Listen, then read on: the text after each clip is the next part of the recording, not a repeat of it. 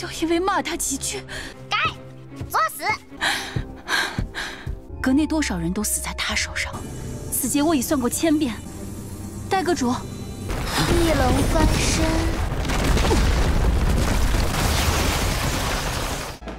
Halo guys, balik lagi bersama Mimin from Zero. Di video kali ini Mimin bakalan kembali melanjutkan alur cerita Donghua berjudul Alam Dewa Tanpa Akhir episode ke-23 ya.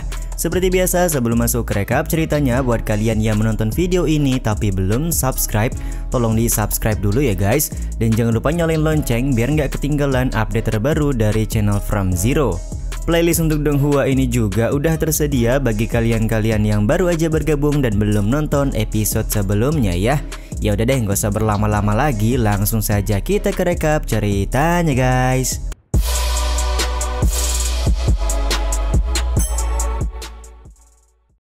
Di akhir episode yang lalu, King Li-Han berhasil membantai 7 immortal yang datang ke kota awan.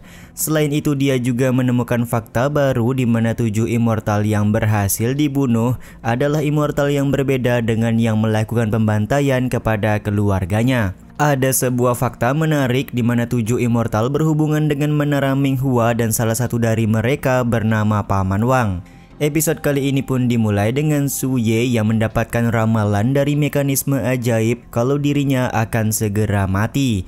Setelah beberapa kali melakukan pengulangan, hasilnya tetap sama di mana Su Ye akan mati karena sesuatu hal.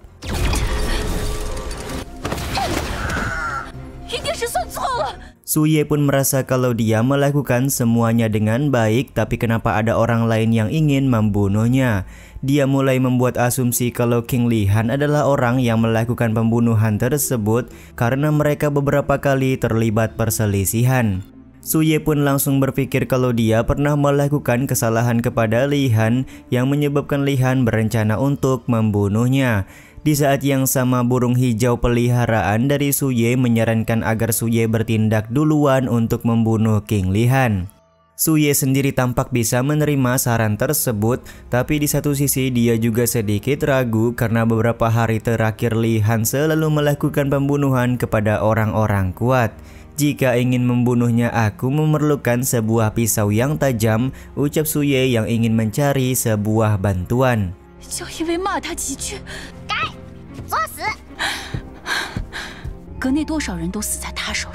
Beberapa saat kemudian, Su Ye pergi ke tempat Master Song untuk mengadu kalau dia mendapatkan sebuah ramalan di mana Li-Han akan menghancurkan pavilion Lu Yinghai.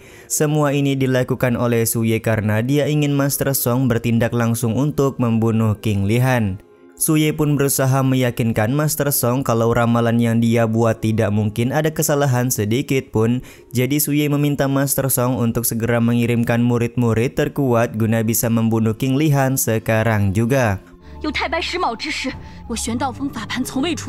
Master Song sendiri terlihat meminta bukti kepada Su Ye karena dia tidak akan bertindak jika tidak ada bukti kuat kalau Li-Han akan menghancurkan pavilion Lu Yinghai. Mendapati hal ini, Su Ye berkata kalau rahasia ramalan dari mekanisme ajaib puncak Suandao tidak boleh dibocorkan kepada orang lain termasuk Master Song. Jadi tentu saja Su Ye tidak bisa memberikan bukti kuat. Sontak hal ini pun membuat Master Song berkata kalau dia tidak bisa melakukan apapun tanpa adanya sebuah bukti. Pada akhirnya mau tidak mau Su Ye memberikan bukti mekanisme ajaib mengenai ramalan kepada King Li-Han. Di saat yang sama Su Ye juga melakukan sedikit trik agar ramalan tersebut benar-benar membuat King Li-Han melakukan pembantaian di pavilion Lu Yinghai. Ketika Master Song melihat mekanisme ajaib, dia melihat sedikit keanehan di dalamnya. Di dalam mekanisme ajaib tersebut tidak ada pembantaian yang disebutkan oleh Su Ye dan hanya ada satu kasus pembunuhan saja. Master Song pun lekas mengembalikan mekanisme ajaib tersebut kepada Su Ye serta memberikan penjelasan kalau dalam mekanisme ajaib tidak ada pembantaian yang diceritakan oleh Su Ye sebelumnya. Tapi karena Su Ye memang ingin membunuh Li-Han, maka dia mempersilahkan hal tersebut karena Li-Han juga sudah banyak sekali membunuh orang tidak bersalah. Sebelum Su Ye pergi, Master Song berkata di lain waktu Su Ye tidak perlu memainkan trik kecil di hadapannya karena tentu saja dia akan mengetahui hal tersebut.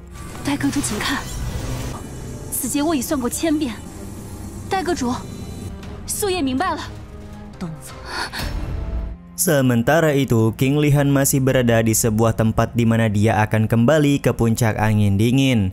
Ketika berada di tengah jalan, Bang MC cukup kaget karena ternyata jalan yang dilewati kemarin sudah menjadi sebuah tebing. Si Hai yang mengetahui hal ini pun langsung mundur dan menyarankan untuk mencari jalan lain saja. Di saat itu pula Lihan merasakan kehadiran seseorang yang sedang bersembunyi di dalam sebuah bangunan tepat di atas tebing jalan. 这里前些天是条路吧？ 路断了就换条路。 Benar saja, ternyata memang ada seorang murid yang sudah menghancurkan jalan agar King Lihan tidak kembali ke puncak angin dingin. Beberapa saat kemudian, Lihan bersama dengan si Hai sudah menempuh jalan lain untuk pulang. Sialnya ketika berada di tengah jalan, Bang MC malah kena jatuhan tai burung yang sedang melintas di atas mereka berdua. Tiba-tiba saja tanah juga bergetar karena ada banyak sekali binatang monster yang berlarian di tengah hutan. Getaran ini juga menyebabkan reruntuhan bebatuan yang tepat menimpa ke arah Lihan dan juga si Hai. 翼龙翻身。 Si Hai sendiri menganggap hal ini adalah sebuah rencana yang sudah dilakukan oleh seseorang untuk membunuh King Lihan. Benar saja, tak lama setelah itu terjadi gempa bumi yang menyebabkan tanah menjadi terbelah dua. Masih cukup beruntung King Lihan berhasil selamat dari retakan tanah tersebut.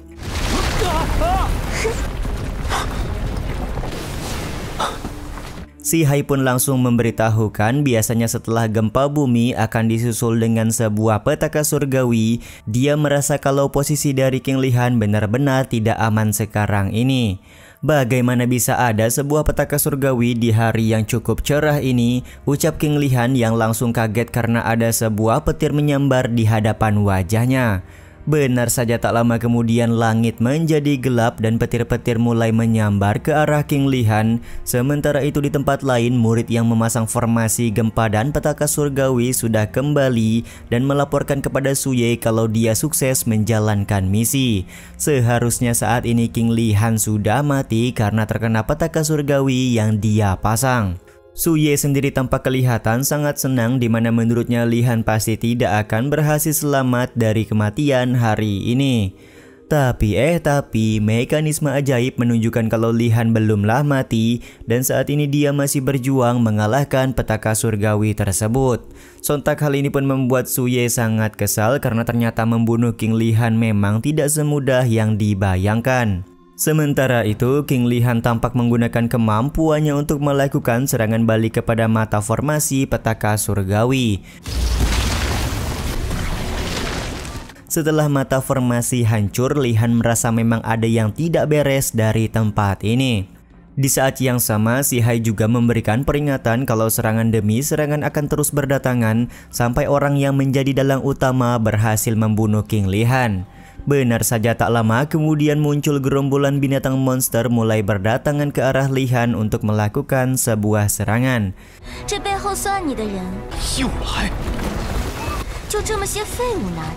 Di satu sisi, si Hai berkata kalau Lihan perlu membunuh dalang di balik semua ini barulah bisa menghentikan serangan beruntun. Dengan cepat King Lihan menggunakan kekuatan elemen es untuk membekukan binatang monster yang mencoba menyerang. Dia juga sangat penasaran siapakah orang yang sudah melakukan semua rencana ini dari mulai menghancurkan jalan hingga membuat petaka surgawi.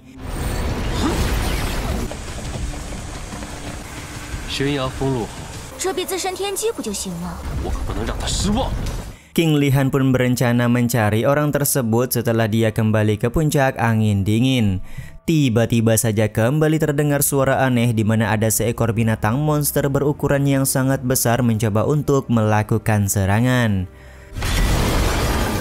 Kemunculan dari binatang monster mengerikan ini juga sekaligus menutup episode 23 kali ini ya guys. Ya udah deh, sampai di sini dulu aja video kali ini. Mohon maaf jika masih banyak kekurangan dan kesalahan dalam penyampaian kata-kata ya. Terima kasih untuk kalian yang udah pada nonton dan jangan lupa subscribe serta nyalain loncengnya ya guys. Mimin selaku penulis narasi, tukang voice over dan tukang edit video pamit undur diri. Salam hangat, see you in the next video. Bye bye guys, see you next week.